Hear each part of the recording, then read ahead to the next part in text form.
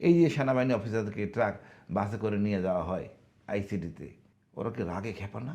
কার ও কি ইচ্ছাই করছে কাজ অপকর্ম? তাকে যে করানো হয়েছে, নির্বাচন কমিশনের একজনের জুতার মালা গলায় দেওয়া হয়েছে। সুতরাং ওনারা এটা বুঝেন, জানেন, জ্ঞানী মানুষ।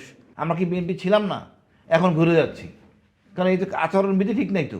কথা হলো ভাই, যখন বিপ্লবটা হয়, আগস্ট বিপ্লব, তারপরে বিএনপি ক্ষমতায়, সোজা কথা। এই ক্ষমতা বিএনপি এখনও আছে। প্রশাসনের যে অবস্থা দেখতেছেন বা যা যা কিছু দেখতেছেন সব বিএনপির আচরণের। এই আচরণগুলি বিএনপিকে নিম্নগামী করছে ভোট কেন্দ্রে। দিন যত যাচ্ছে বিএনপি বিপক্ষে যাচ্ছে। জানেন কারণ অনেক কিছুই আছে। রয়টার্সে মানে ইন্টারভিউ দিয়ে তারেক সাহেব যে কথাটা বললেন, জনগণ চাইলে শেখ হাসিনার ছেলে মেয়ে আসতে পারে। আমরা এই কথা তো শুনতে চাই না।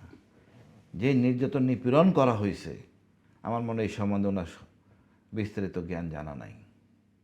একটা পরিবারের কান্না যে কত ভয়ঙ্কর হইতে পারে, এটা উনি হয়তো অনুধাবন করতে পারতেছেন না। এই অনুধাবন না করার জন্য আজকে ওনা এই বিএনপি নিয়ে বিতর্কে আছে। জামাত তো কখনো চিন্তাই করে নাই ক্ষমতায় যাবে। শক্তিশালী দল, বিরোধী দল হিসেবে চেষ্টা ছিল। এখন জনগণ বলতেছে আপনি ক্ষমতা, এটাই বাস্তবতা। আমি তো মনে করি বর্তমান পরিস্থিতি যা আছে, জামাতের ডক্টর শফিকুর রহমানের যে একটা পরিচিতি, তার সাবলীল ভঙ্গি যে কথাগুলি বলেন, তার জ্ঞান চর্চা করেন, জনগণের কথা বলেন, তৃণমূলের কথা বলেন, তৃণমূলের উন্নয়নের কথা বলেন। উনি মানুষকে একটা উচ্চ পর্যায়ে নিয়ে আসতে চান। কিন্তু বিএনপি বলছে ভোটার কার্ড কি, খাবারের একটা কার্ড দিবে, কি নাম এটা, ফ্যামিলি কার্ড। Family card. অর্থাৎ কি, তুমি দাস থাকো, বড় হইও না, গরিব থাকো। এটা এগুলি খুব সেন্সিটিভ ব্যাপার। আপনি সাহায্য করবেন অভাবের সময়, নাহলে কি আমরা তাকে কর্মসংস্থান যোগাবো। আজকে কর্মসংস্থান যোগালে সকল সমস্যার সমাধান হবে। এই জন্য চর্চা করতে হবে কোথায় কোথায় কর্মসংস্থান করি। আমার মনে হয় ভোটের হিসাব নিকাশ পরিবর্তন হয়ে যাবে।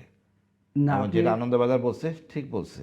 আপনি অস্বাভাবিক কিছু মনে করেন না যে ওই আগের মতো দখল, এই দখলটাও পারবে না।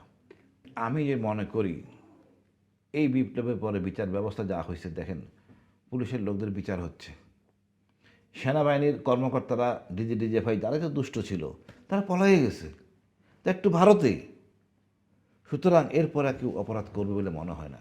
সেনাবাহিনী পুলিশ না করলে ওই আমলার এই সমস্যা নাই।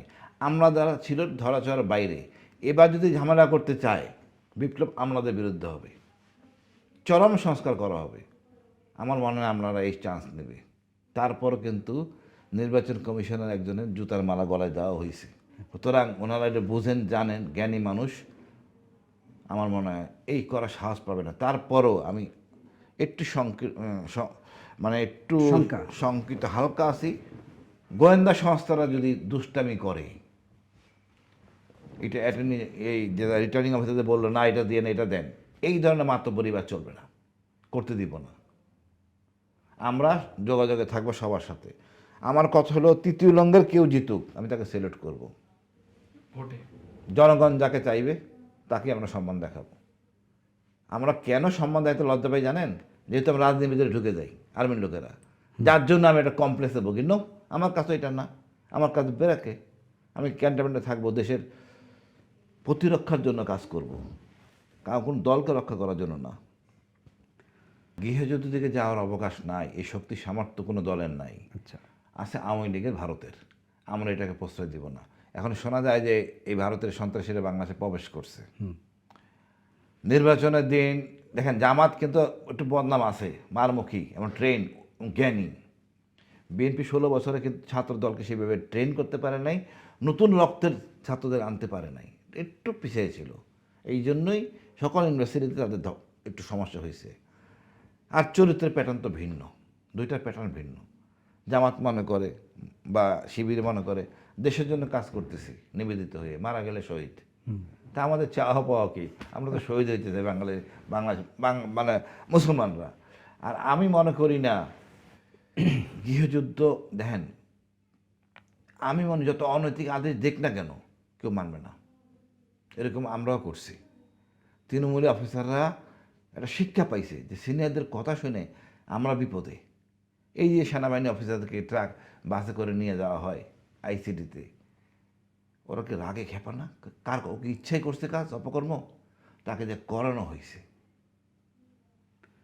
এবং এই ক্ষোভ থেকেই কিন্তু কেউ আর চান্স নেবে না, নিজ উদ্যোগে দলের জন্য কাজ করবে না। আমরা এটাই চাই। দেখেন রাজনীতি কী করতে পারবে বিএনপি? আগে আওয়ামী লীগ তো সেনাবাহিনী ছিল, ডিজিএফআই ছিল, এখন কি আছে? সে কাজ করার সামর্থ্য আছে? বিএনপি আওয়ামী লীগ এক, দেখেন আওয়ামী লীগ বিএনপিকে সাপোর্ট করবে না লেখা রাখেন। এই বিএনপি মামলা করছে আওয়ামী লীগের বিরুদ্ধে, জামাত করে নাই। এবং নিরীহ আওয়ামী লীগ বাদ যায় নাই, মামলা বাণিজ্য হয়েছে, দোষ তো বিএনপির। আমরা কি বিএনপি ছিলাম না? এখন ঘুরে যাচ্ছি, কারণ এই তো আচরণবিধি ঠিক নাই তো, এই তো শহীদ জিয়ার বিএনপি না। আওয়ামী লীগ হ্যাঁ ঐক্যবদ্ধ হইয়া ফেলতে হবে, আপত্তি নাই, কিন্তু আপনি যদি আমার ভুল করে, ভুল করার পর ফেলতে হবে। ফেলতে যে কোনো সরকারকে ফেলা যায় এখন, কারণ আমাদের বেকার তো, ডাক দিলে যাই, টাকা দিলে যাই। যখন কর্মসংস্থান চলে আসবে, লোকজন যাবে না, তার ফ্যাক্টরি ফেলায় বেতন কাটা যাবে।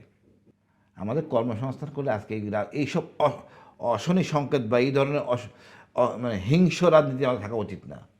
দেশকে আমরা সবাই সম্মান করবো, ভালোবাসবো।